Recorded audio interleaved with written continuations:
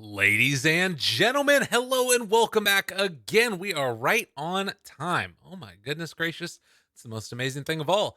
As we get ready to hop into our second series of the day, it's going to be Team Liquid facing off against paiN Gaming. As I said earlier, European organization facing off against a 10 South seconds American one. remaining.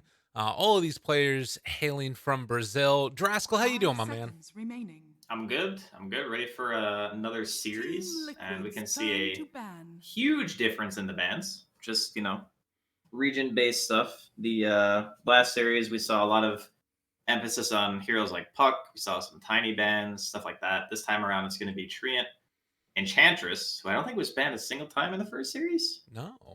Got And picked, then but then they lost. yeah, then we got like the Lone Druid and stuff, which I guess makes 10 sense against seconds Alliance. They do remaining. have Dire team pick. a couple of very good Lone Druid players in Nikke and Quaiko. So we'll see what approach each team takes here, because honestly, Team it's Liquid's still been turn to pick. not that long since the patches. So they did a couple of tweaks after 7.23 came out, and a lot of heroes got a little bit of nerfs, a lot of heroes got buffs, items got changed. So people still trying to figure things out. Curious to see what Liquid's approach will be. Yeah, and I'm sure that this is a team too that's probably played a decent amount of pubs along the way.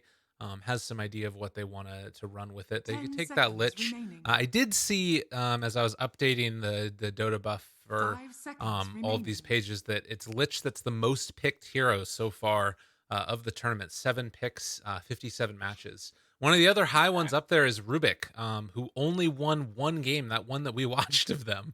Every other game Rubik's lost. So kind of crazy. It's not Team having a great tournament Liquid's so far. turn to pick.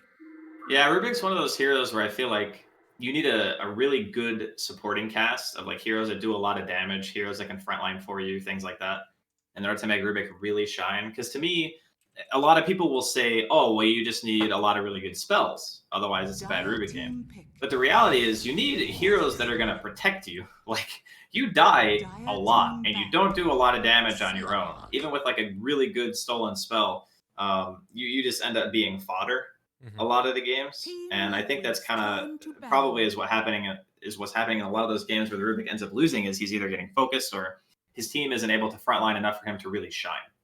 So maybe it's more about how they're picking their Rubik than Rubik necessarily not being that good of a hero. But pick wise, Liquid going for the Morphling Dire team hero that ban. is still extremely powerful. I would say it has a fairly good matchup against Slark. It's really hard for the Slark to actually ever kill you.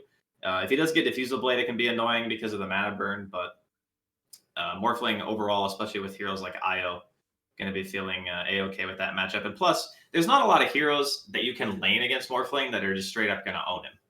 Right.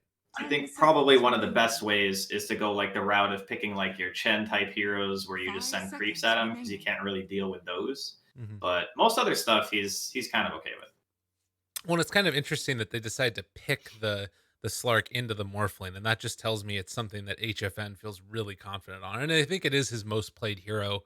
Uh, is it that or is it Juggernaut? One of the two of them. It's one of them, yeah, for sure. Because he plays this one like crazy, and being able to pair together with the Lich there, really nice throwing the armor on him and just letting him go in and go ham. So I think more. it's one of those. Sorry, I didn't mean No, you're good. to interrupt. It's more of the so the Morphling and the Slark kind of just Liquid's ignore each other a turn lot to of the time, ban. Okay. because the Morphling can't kill the Slark and the Slark can't kill the Morphling, right?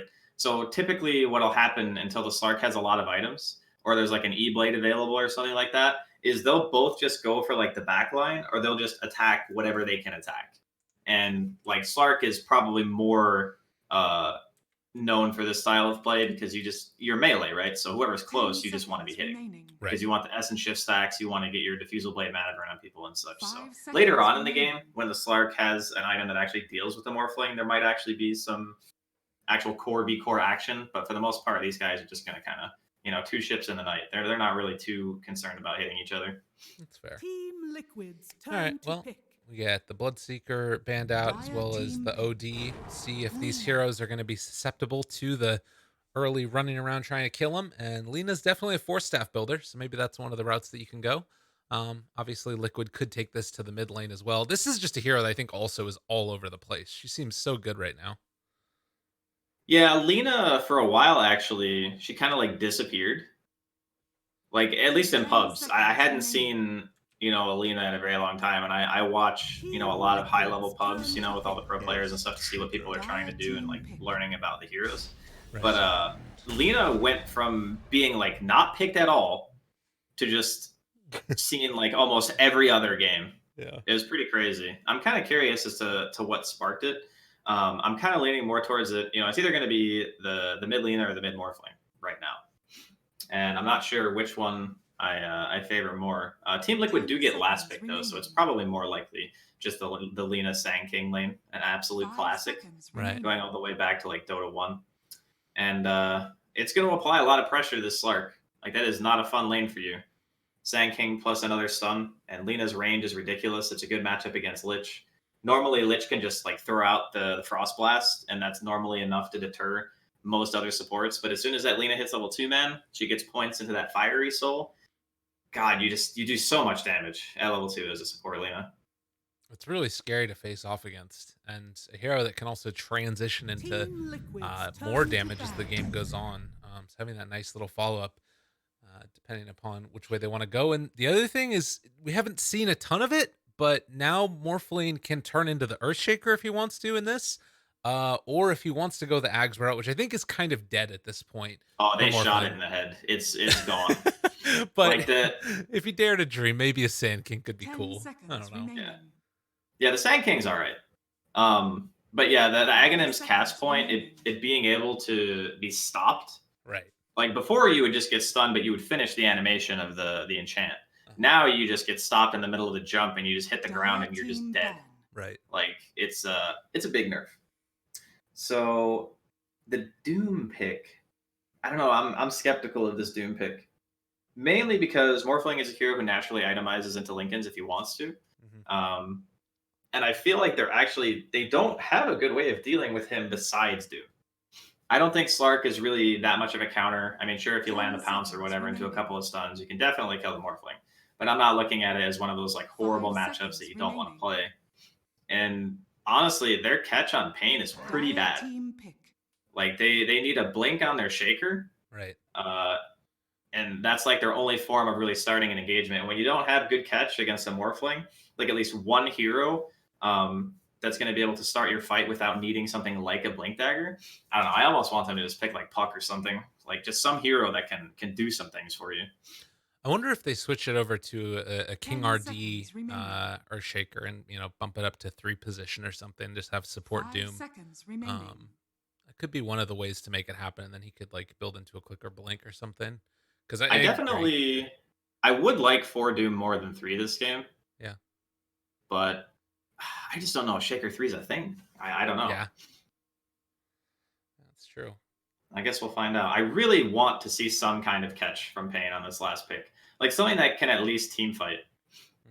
I think Puck is a really nice choice. You do run the risk of getting like last pick cheesed, but I think Puck is one of the few heroes that goes mid where you don't you get some bad matchups, but as you hit 6, you throw some coils out. It allows your Lich Chain Frost to shine. It allows your Shaker to potentially get a good echo. Your Doom can walk in with a Scorched Earth on. It just enables so much of your lineup. It definitely feels like it's the sort of really nice meta pick that you would want to see, and it is going to come out now. Crazy. Like, first phase ban last series, like you were saying, and gets around to the very last pick for paiN Gaming in this one. I think Puck is one of the strongest heroes right now, even after the nerfs. Yeah. They kind of changed. They changed how the hero plays by moving the phase shift attack and nerfing the 90 damage talent at level 15. Yeah. But functionally, the hero still offers the same amount of team fight. Its laning phase is still very good, and it just solves a lot of their team fight problems. Where before, how the hell were they ever going to start an engagement? Like, you got 3 melee heroes and then a Lich. Like, Right. how are you getting in? Yeah, you're not. It's just not going to happen. Okay, so they are going to stick King RD on the Doom. So it's 3 Doom instead of the 4 Doom. You're right about no 3 Earthshaker being a thing. I will say the fact that it was Liquid that let this Puck get to the last pick is not too surprising to me. They've always felt like a team that it's willing to like they have their own ideas about the game. They know how they want to play it, and then they play it that style. They're not really, I think, as much influenced by other teams sometimes. Sometimes to their own detriment, but Yeah, we'll see how it can goes. be a positive and a negative. Like we in the first series, we spoke briefly about how important it is to have confidence in your way of playing and your lineups and stuff. Because if you don't believe in what you're playing, you're naturally not going to be thinking about how to win. You Mhm. know, so the fact that they can remain stable in terms of what heroes they like to play. Like I don't see anything really too out of the ordinary from Liquid. All these heroes seem to be comfort picks for me, which is a definite positive, especially in a new patch. Because one of the easiest ways to lose is to try to like over adapt and pick a Right. bunch of stuff that you're just not used to. And then even if your heroes are good on paper, you can't play them. It doesn't matter. Mhm. You lose anyway. So yeah, I'm okay with Liquid's lineup. They got some stuns. They got a carry. They got mobility. They're gonna have Blink Sandking. They're gonna have their reload from the IO. I think it's gonna be a pretty good game. It's gonna come down to who pushes their buttons better, which I is love the that. the best types of Dota games, by the way. Definitely. So I'm really concerned though. The one thing that stands out to me in this is paiN Gaming don't have the highest damage in the world. And man, have you tried killing a tiny recently? And then an IO backing him up? Holy hell. It's It just rough. feels like you're punching a rock because that's what you're doing, right? And he's not doing any damage. He just sits there and takes it. Yeah, I will say of all the heroes that I would want to be able to kill Tiny, Doom is definitely on the top of that list because Okay. Infernal Blade just destroys high health heroes because it's max HP as burn damage, right? Right. So a level 4 Infernal Blade, one hit of it is a quarter of your life, just one. Sucks. So yeah, if you get smacked a few times, it's gonna start to hurt. That's Now fair. the downside of that is you're not really gonna get Infernal Blade early. No. Most Dooms stick to the 440. They very, very rarely, if ever, go for the early point in Infernal Blade. It's basically only done as a TP cancel, and that's about it. Okay. So it will eventually be a factor, just not for a while. And there is something to be said for very tanky heroes against Slark. If you can't kill the Slark and he can't kill you, he's getting Essence Shift stacks every Right. time he hits you, right?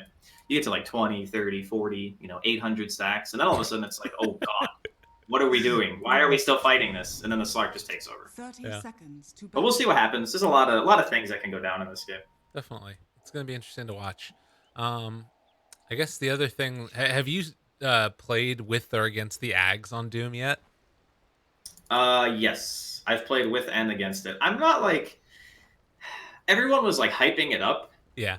and it is okay as Tyga's gonna get fissure blocked here. Looks like he's dead. Should be free freebie. It's out of The there. battle Give me begins. that Give him the permanent first stack. one. Whoa. Uh, First blood. He's okay. He's not gonna miss the XP. He's only got 7 seconds to stun. yeah, but now all of his mana's gone. He's got mangoes. He'll be it's- fine. it's fair. He gets back. Yeah, I think that it's not like super amazing. The thing that's cool is it breaks now, which I like. And then the longer duration on the scepter burn as well. It's kind of nifty. Yeah, like per hit, it's definitely crazy.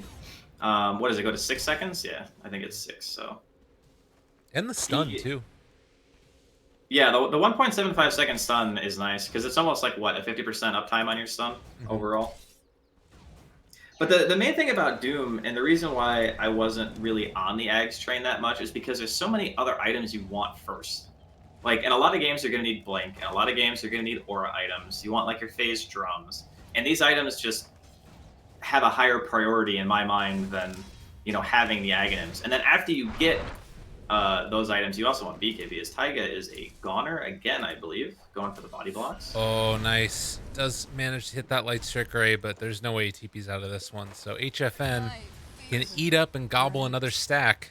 He's making it happen. Oh, Insania accidentally copped a couple tower shots there. He's going to be hurting too. So King RD left alone in these early goings as they brought multiple heroes up to the top side, and he's still getting a lot out of this lane.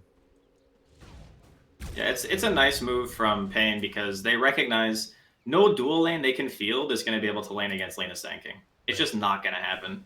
And Liquid's lineup is heavily reliant on these two actually having a game. Because who's going to protect the Morphling if the Sand King's not having a good time, Yeah. Fissure's going to be a bit off the mark there. Unfortunate. Boxy's going to be able to walk it off. But by stopping this lane from getting levels and EXP, this is a huge amount of kill potential that's just going to be shut down from the side of Liquid. And now you're looking at a Morphling, an IO, and you know, the Tiny to be able to like bring this back for the boys. Which they definitely can do. It's the type of hero, particularly Tiny, I feel like in the mid-roll where with an IO and Toe you can make some things happen. Even without that whole lot of farm onto Boxy, as long as he gets some amount of levels. And I think the one thing to keep an eye on here as well, we talked about the top lane having a really tough time, but Koifa's going for the max tree build too. Top Boxy, yeah, he's dead. he used that Burrow Strike already to try and get some damage on HFN and just move in with the Earthshaker. Still not able to find the kill. And this is more permanent stacks of Agi onto Slark, although he can't afford to lose his life here. He takes a lot of damage from tagging on this Lina. And now they need to be a little bit careful because a Burrow Strike into a stun might be done. Looking for it. Able to get the damage out. Chase jump not able to connect with the Dragon Slave, and HFN lives through it. As long as they're getting EXP on these heroes, that matters more than any amount of gold for Liquid. Sania, body blocks. Mickey moves in. Want to find this kill into King RD. Has a little bit of that movement speed advantage. Jukes away the other direction, and King RD, he's just laughing his way out of there. The value Ring of Protection making a lot of work done for him. So it keeps him not much more susceptible. Even gets a little heal out there, cast it on himself. Oh, Taiga. Dude, these fissures, for the most part, have been on point. Burrow Strike, trying to interrupt. Not going to happen. Boxy just jumped into all of them now. They have detection, able to get the leash now. HFN finds that kill. And he Burrow Struck into him. Tiny might be dead, too. Uh-oh. Oh, nice toss. Living. Yeah, Damn. this is just a really nice early game from paiN. They recognize, hey, it's a Morphling Wisp lane. We definitely don't need a 4 position in that lane to win it. Like, that Doom is going to be able to live down there regardless of how often they, like, try to go on him or whatever. Like, Insania is doing everything that he can. Like, he's tethering this wave, and he's just trying to beat him down, you know? Stop him from getting the creep pulls off and whatnot, but you're an IO. Like, you're not really going to be able to kill him on your own unless he, like, super overcommits. Yeah. Well, and they even tried to get that TP in with the Morph lane on the body blocks, but it just wasn't going to happen there. So he's getting everything that he wants. Now, the one thing is that Morphling is free farming. Right. Like, free farming. And that will eventually come into play, as top going to see a fight over the bounty runes. Another round of stun. Boxy, interrupt, but now Big Bad HFN moving into position, although the Fissure actually blocks him off from finding a good avenue to try and get the pounce off, but they have leashed up Sand King. HFN realizes he can't get anything else done there, so everybody backs out. So a little bit of a win there for Liquid. And finally now Insania decides that he wants to be in the top lane. Might be a little bit late for my taste, because this Sand King is level 2. Yeah, that's tough. Leipzig Ray does connect, but he's got a lot of regen coming through there. They turn on to Boxy, who's already used his Burrow Strike, and he just goes down. Dude, this Slark is going to be a problem. As Mandy moves in, they're able to get the bounty rune, but going to pay a price for it indeed. I mean, they're getting all these kills and stuff, which is great for the Slark because it gives you the permanent agi and everything. But from a net worth standpoint, they're really not that far ahead. It's just, it's a lot of kills. They might be losing a Shaker here. They're just going to hit on 2. Body block, trying to walk. Able to juke it out. Nice little sidestep there. Maybe? No, he's got boots. Never mind. Boxy doesn't have boots yet, so... Dude, but yeah. Boxy. This is a tough game for him. Yeah, this is... I mean, the cool thing about Sand King is that you can recover from stuff like this. You get an empty lane for like 2 minutes, get some points into Sandstorm and stuff, and you'll be right as rain. It's gonna take some time. Looks like they're gonna do some creep stacking. The real issues here are that the Wisp doesn't really have anyone to play around. He's very low level, and the Lina Sand King lane, which is basically built specifically to win the lane, did not win the lane. It didn't even like stop the Slark from hitting creeps at all. So paiN has like successfully addressed 2 of the big things that Liquid wanted to accomplish in the early game. Is HFN is killing this big stack over here, getting a little bit low, but does have the Shadow Dance, so he'll be able to just regen the health back after it's dead. But yeah, all things for paiN going well. Is under attack. Ooh, King RD clearing through these camps, finds himself a shovel too, halfway to level 6, and Boxy halfway to level 6 in a bad way. As 7.5 minutes in, and you can see that net worth lead, as you said, just a slight advantage. How much do you think the permanent agi really affects Slark? Because it always looks nice to get the big numbers on it, but like 5 extra agi isn't like something insane, as they do kill off King RD down bottom. Yeah, they finally got him. His hubris, they caught up with him. The 5 agi in of itself isn't really a big deal. It's more of just a reflection of how easy his lane has been. Okay. And that, to me, is the more important factor. Like, if the Slark just gets a free early game and just gets to buy, like, Diffusal Blade immediately and just run at people, it's going to be a bit tough for Liquid to deal with. They are reacting top here, though. Yeah, weren't able to get the follow-up stun, but they do find it there. Taki able to get it as they chased him through the trees, but he juked him really well there. You do have King RD, you said, getting closer to this level 6, but has to be careful about moving into lane against paiN, who is just a monster right here. Yeah, he's a little bit beefy. He can't play too aggressive, though, because Doom is available right now. Okay. So if the puck like TPs, for example, after a Doom, he just dies.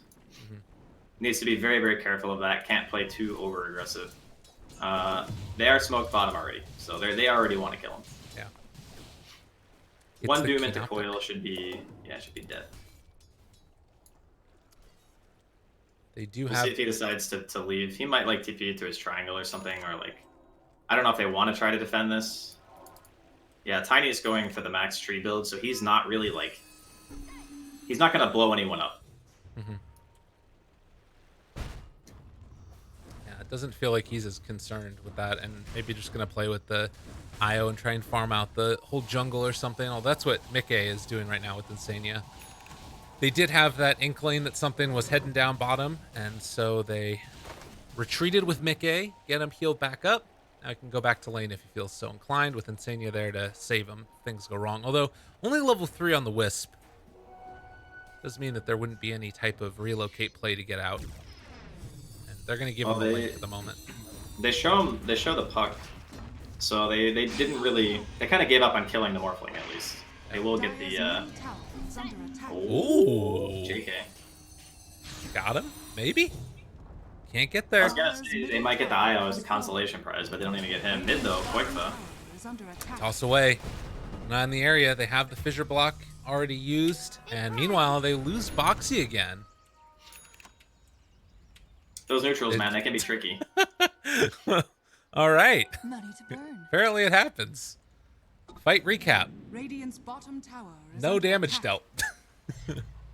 Yeah, I'm not sure what happened there. Like every once in a while you see that and you're just like, Yeah. you know. Maybe he just wanted to give the solo XP to Lina. Who knows? But Taiga's almost level 6 now. I'm not quite sure. Structures are fortified. Boxy's gonna be holding the tier 1 bot lane. He's gonna hit level 5. Courier snipe? I think he got it. Radiant's Oh, that is a courier dead lich. has been Mandy killed. gets it. And he is going to drop.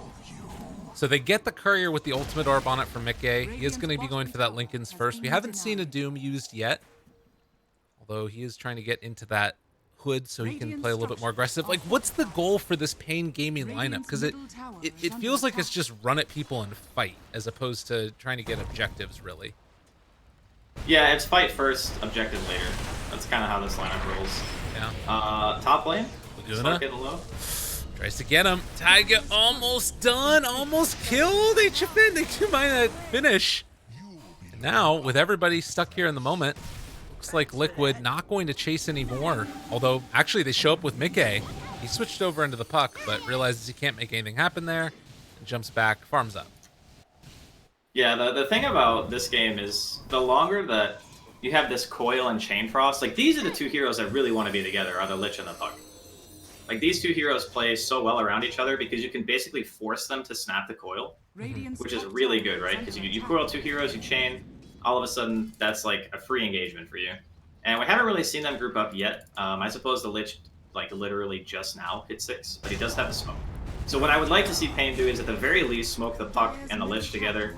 You know, the Doom is going to find another kill on Boxy with the help of the Shaker. Doom is going to be used there. It was hilarious. He echoed from the other side of the trees where the Sand King was farming it. Yeah, but they make it killed. Almost level 6 on Insania now as he keeps playing together with Mickey. And that is sort of the saving grace that you've got from this liquid lineup right now. It's pretty farmed morph. They want to kill him at least once before the Lincolns comes out. Like 1 or 2 deaths on the Morphling prior to his first item is a huge hindrance to his gameplay, which is why I was kind of talking about how I'd like to see them actually smoke around the map. Obviously, easier said than done. They don't have any aggressive wards down right now, so they would more or less be smoking blind into the enemy side of the map. But I just really like these types of lineups where you have the Chain Frost and the Coil together. The longer it stays up, you know, for your team, the worse it feels. Fortunately, the Puck is getting very close to blink. So once that's up, I would assume at the very least that they're going to at least try to pressure it tier 1. Like taking mid tower would be great. Taking offlane tower would be great. You know, you get a kill on top of that, that's just gravy. But you want to take the map away from Liquid because right now they're playing it quite greedy. Like this Tiny did not go for a build that's helping his team. He's hitting the Ancient Creeps. Yeah. This guy's not looking to fight. He's looking to hit some neutrals. So taking towers against these types of lineups helps a lot. Totally. And I do feel like you said that Blink Dagger that's coming out on the Puck, and likewise a Blink Dagger not too far away for the Earthshaker. He's about 1,000 gold out, but they've been giving him a lot of room to just farm up camps and occasionally a wave here and there. So depending on how this goes, although he's kind of going to get caught in no man's land, they won't be able to finish him off. So that was the Blink Dagger coming out from the Tiny, but it's something to watch for. Faded Brooch plus Tranquils, man. This is the Dream Shaker item combo. All right, there's the smoke. They saw it, though, I think. Or did they? I don't know. Maybe. Well, doesn't matter, as they catch him. Sand King in some trouble. Leashed, killed. Taiga shows up, too. They're going to Chain Frost him, actually. Now pulling him back in. Taiga, the bounce does not go anywhere near him. Now the relocate comes back the other direction. Liquid able to find a return kill, toss back onto Doom. He's kind of caught as well, and in a hell of a lot of trouble, although Mandy is also there. He does have Echo Slam available. He can walk his way into the midst of them, but as they get the relocate out, that means Quakeva is going to get caught and killed. And this whole time, it's just Mr. HFN getting more and more farmed. Yeah, he's got his Appeasal Blade now. Just showcased it there. Going back for the drums. I'm not sure if he's going to opt for the Aghanims or if he just wants to go for BKB. I think in a game where the Lina Sand King were a bit more scary, BKB might just be the item. But in games like this, where they're kind of low level, they don't really have a whole lot to speak of, it might just be an Aghs game. Oh god, Echo onto Taiga, he's dead. Oh jeez. Thank you very much for that gold. Get him down bottom. Give him the tip afterwards, and the chase that's continuing up top. They doom the Morphling, who's going to be hanging out for a little while. Quakeva trying to keep his buddy alive to the best of his abilities. He did manage to get that Strength Form Morph off. Boxy coming in with the good stun, but the follow-up is going to be there. Mandy getting the double kill. paiN actually on the other side of the tower on Liquid's map, but they cannot stop this pressure that's coming. And now you got the Blink Dagger done as well. Avalanche coming through. Quakeva trying to take down King RD. Everybody's still hanging out in this area. The Burrow Strike comes through. HFN turns it back around. Laguna Blade not quite able to get that kill. He lives through it afterwards as well. And now Taiga also gonna die. HFN is an absolute monster, and King RD is not going down. Oh my god. paiN looking good in this game 1. Uphill miss, man. Second time today we've seen it save a life. Save the Doom there. That auto attack from downtown, it was like maximum distance. And then you just see the white mist sluttering next to the Doom, and you're just like, oh god. It actually hurts to watch. You hate to see it. But yeah, it's just aggression coming out from paiN, because a lot of people might see Slark as this hero that really wants to play passive and, you know, get his items and stuff. But in games like this, where your team is frontlining for you, this is the dream. Like, you just want to hit heroes. Yeah. You get a bunch of Essence Shift stacks, you pounce on someone, you know, you get a follow-up from a Fissure, there's a Dream Coil and stuff, and you can rely on your team to, like, push their buttons for you.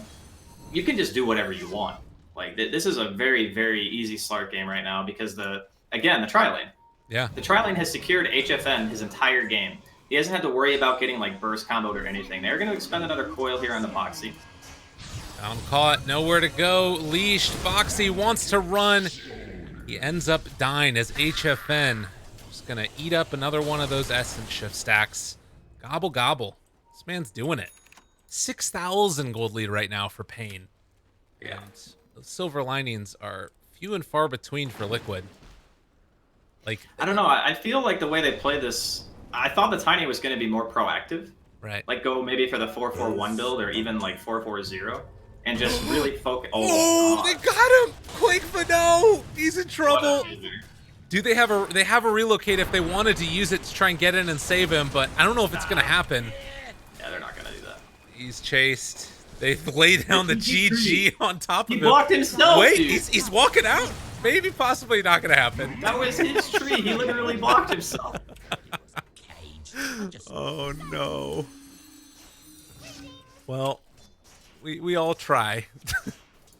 You know, it would have been sick if he got like the. There's actually ways that you can like drop the tree to where it breaks pounce and it like gets you out of sprout and stuff because it just like okay. moves your hero. Yeah. I don't know if that's what he was trying to do or what, but yeah, he ended up just face planting there. It's unfortunate. It happens. A very grim looking game so far. They've got a pretty farmed IO, having the mech done, and also has an essence ring, so it's kind of the dream item as far as he's concerned. But they just really don't have that much damage. Yeah, they need the E-Blade. That's the big thing. Because Mickey had to go for the Lincolns first, all their damage was coming from the Tiny and the offlane. Right. Like the Morphling and the IO are not heroes that you're looking at to say, hey, contribute damage. It's not how really it works until the Morphling has at least the E-Blade out. And again, like just all credit in the world to paiN. Their tri-lane totally just destroyed Liquid's early game plans, which was field this really strong lane, you know, keep the Slark down, and then play the mid game. They are going to catch the Lich here. Oh, they're not even going to get the D ward. He places another one. They do finally get it. Throws out a Chain Frost for good measure. So Liquid able to get that one kill onto paiN. On the board. They do need an outpost, though, and that's 30 seconds away. Can they secure one? They might be able to go for top. I think top is actually easier for them to get them bottom. But neither one of them are easy.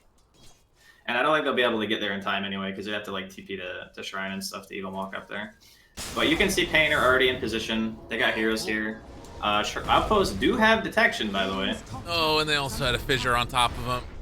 Taiga going to die. They have the coil. He's leashed up. Folks are dying.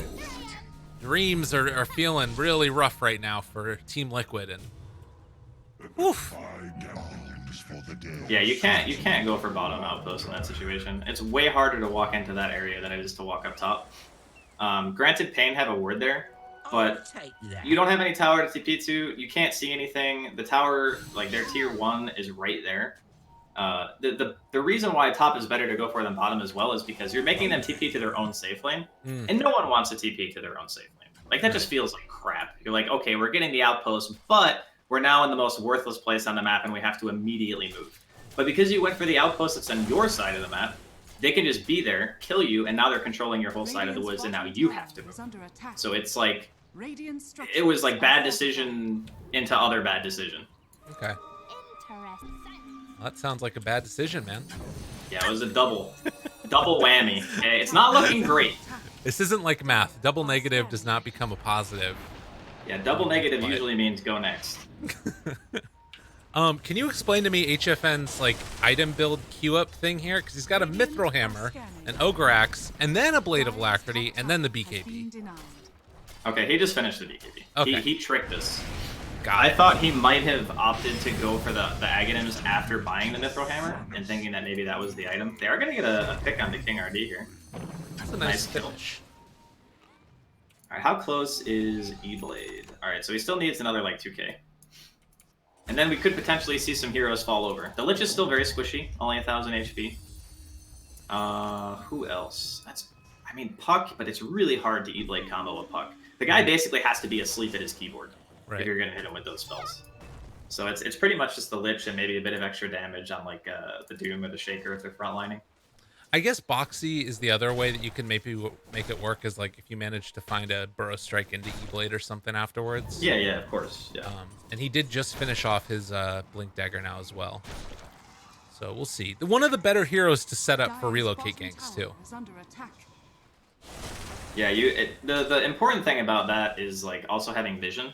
Right. And right now, you know, Liquid, they only have the one ward and it's a defensive ward. It's not the best feeling. You want at least like one in the enemy's jungle, kind of what paiN have right now. That ward spot, by the way, is really good because it's between both cliffs. So if you put a sentry on the cliff to the right and the middle, and you put a sentry on the cliff to the left, it will miss both of them. Like the ward just stays there. So really good ward spot for all you supports out there. Tether away. Insania living. Yeah, there's a couple. That's something that I've started to do more and more often now when I've been watching it. Is just like if there's a sentry on a cliff, just press Alt, see where it extends to, and then just put it a little bit past there. Yeah, it's a really good practice because there's like a couple of general rules of warding that a lot of people just like fail at all the time. Yeah. One, never drop your observer first. Always Right. drop the sentry, because if the person has an obs down already, then they're gonna drop a sentry there anyway, right? So you're just giving them a free D ward, a 2-for-1 if you just drop your obs first. And the other one is never ward in vision. Like if you know that they can see you, just don't drop the ward. Yeah. Like it's because it's just gonna die. And we've actually seen that happen today, by the way. Oh yeah. Yeah, it happened in one of the games earlier, but it's one of those things where sometimes you drop a ward for a fight, like try to get vision so you can see like the high priority heroes and stuff, and then the ward just immediately dies after the fight ends. But those are a little bit different. Yeah. I mean, the value of having it for that fight there makes up for having it dewarded afterwards, it seems like. Yeah. Little dangerous here. Burrow Strike comes through. They find themselves Mandy, but the turnaround hoof stomp not quite in time. Chain Frost gonna bounce around a little bit. They manage to find him. The Doom comes out, but he's already shifting on over, it looks like, and healing up a heck of a lot. But now HFN on top of him with this DD will have the pounce afterwards. And with no chance for a relocate away, that's going to be 3 dead. HFN triple kill. Now sitting on a heck of a lot of Essence Shift, but already Liquid trying to cut through those creep waves. And they don't have a wave with which to push, but they're going to go Roche instead. Yeah, this is they're never gonna kill the Slark.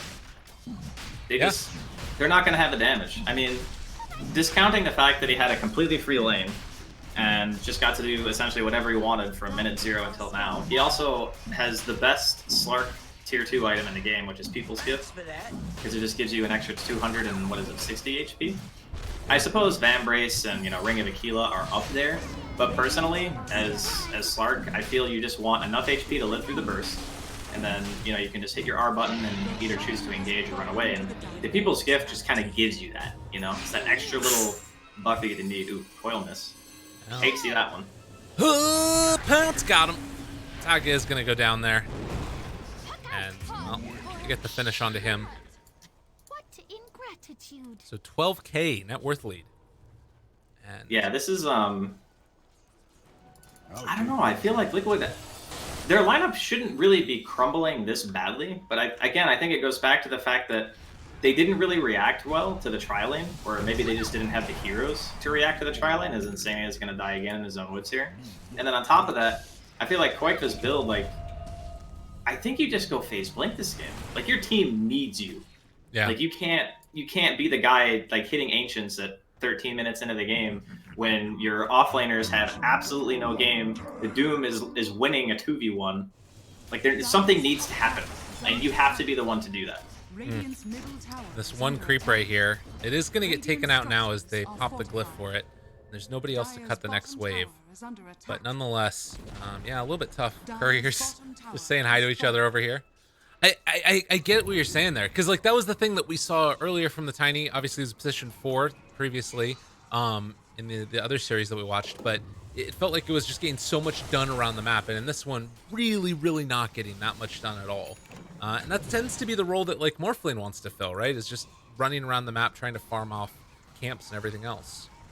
Well, I think it's the read on the game as a whole, or maybe like lack of communication. Okay. Because if I'm in the offlane this game, if I'm playing the Lina or the Sank game, I'm going, look, we're getting owned. Like, we're not going to be able to do that much. So someone needs to be able to pick up the slack, and the only hero on the map that can do that is the Tiny. There is no other option. The Morphling needs 2 items, because he needs Linken's, and then he needs E-Blade. And he's not going to be doing anything until that.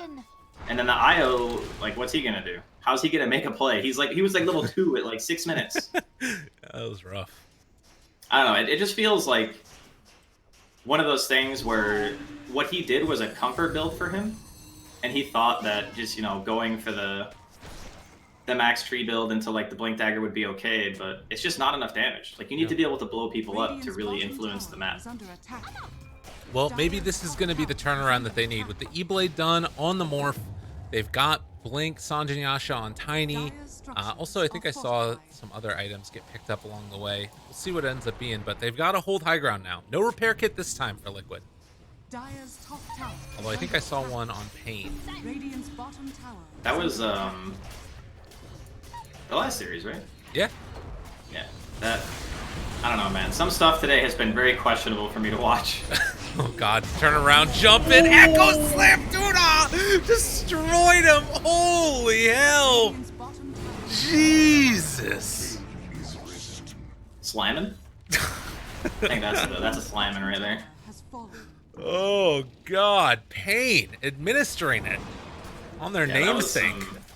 Some epic clumping up right there. But that's also the benefit of having the puck, right? Like, Mandy sets that up. He gets the coil, and then the Shaker just sees, like, huge dollar signs in his eyes, and he just goes in. Like, you can't resist that, you know? Well, but also, likewise, like, isn't Liquid, if they see somebody hitting high ground, they know the puck's there, isn't it kind of on them not to stand in a group where they get coiled as 3? Like... Well, absolutely, but you're not wrong. Like, you're not even a little bit wrong. It's just more about the fact that the only person who can really sit in front of that tower is the Sand King. He can only do that if there's no sentry. And paiN can prepare it. So they, like, drop that sentry bottom, like, right out of range of where the tier 3 would have been. And then if he can't sandstorm that tower becomes undefendable. Yeah. That's kind of how that goes, because paiN are super far ahead. And being able to recognize when you can and cannot defend a tower is, you know, it's a skill. And you look at that and you go, they are so farmed. If we are not already in position to defend this, we cannot defend it. Speaking of already in position, Liquid trying to make something happen here. The smoke breaks though on the backside. Oh, they got him. HFN moving into the trees. He's like, come at me. I am more than happy to take this fight. Jumps forward, gets the coil onto both of them. Got him caught. Taiga trying to run away. Not going to happen. And Quakeba end up throwing one back. It was on the wrong hero, but he is still eventually going to get caught and likely going to get killed as a god-like Mandy. HFN also 12-0-10 on this Slark. He's had a hell of a game. paiN came to play. Top tower is under attack. Yeah, this is I would say overall their play has been really good, but this to me is a decision-making win. Like, they chose the good lanes. They're gonna E-Blade combo the Lich here. He doesn't die. He's not going down. They got the Morphling now. Mickey stunned, trying to get out of there. He wants to pounce out. Wasn't quite going to happen. It's having Boxy all inning right now for 4-4-4. And he just walks away. paiN keep their Lich alive. They use the E-Blade combo. No more Tiny right now. They're taking a second tier 3 tower. Or they can just head off topside, regen up a little bit more for HFN. Do what they want. Jump forward, coil again. The stomp comes out. Now the Chain Frost back and forth a couple of times that they already have the Doom onto the poor old Morphling, which means there's going to be a lot of stacks for HFN. Fissure comes out, connects there, finding themselves this Morph. 28 stacks as well as 16 permanent. And I think this is about as close to GG as you're going to get this early on. Laguna Blade, not going to happen. Jesus. Yeah, this is what a free Slark game looks like. I don't know, they kind of like killed 2 birds with 1 stone. They secured the lane for the Slark, and they also eliminated the biggest threats to the Slark at the same time. Yeah. And to me, that just says, you know, your lineup had a glaring issue. If something could happen to you that would make it this lopsided, then the draft obviously has an innate problem, which is we cannot react to defensive tri-lanes. Yeah, right. You could put the Morphling and the Sand King and the IO top, I guess. Maybe that would have been the solution. And then just have the because the Lina was the 3, right? No, it was the 2. Oh, well, he was higher level and more farmed, so I thought he was the 3 for a while. Yeah. He was not. Didn't end up mattering. HFN still living through this initiation that comes out because they do not have the levels. They do not have the farm. Does need to be careful about miCKe chasing. No more E-Blade. He's just going to spider legs his way on over there. Toss in miCKe. He turns into the Doom now, but King RD just going to pop his BKB. Did not have a TP available, so he's just going to have to run away as 444 hides off in the Roche pit, and he just gets out also. Nobody dies. The only one that ended up going down was the Puck. Oh my. So yeah, the thing that I would take away from this is we needed to adapt our lanes better. Oh, the fight continues. They do kill off that Earthshaker. Buyback coming from him. They've got one under control. It's miCKe who's going to kill off that Lich, but they will find him. HFN almost killing him off, but the regen coming in from Insania. We'll get the pushback there. That adaptive strike, the long-range catch leashes him, and now the stuns come out as well. But the relocate gets him away. And, God, this has got to be like HFN's 4th DD or something. On top of having 41 essence. Always double damage. It's impressive, actually. Dude, look at this guy's essence shift right now. He's doing 132 agi. Like I said, when nothing on the enemy team really threatens you, you just get to swing at people. Yeah. That's the ideal Slark situation. But yeah, I think maybe the Morph Io Lina tri-lane would have been a better idea than just leaving the Sand and Alina top. Mm-hmm. Just because, like, what did you do in the bot lane besides hit creeps? Like, did you actually stop the Doom? Because you didn't really. Like, Insania chased him around a bunch, but, you know, King RD still got what he wanted. Whereas paiN shut the lane down. They didn't just get farm. They killed. They, you know, secured bounty runes. They kept control. They didn't, like, lose their tower for a very long time. Right. Whereas I didn't feel like Liquid Safe Lane really did all that much.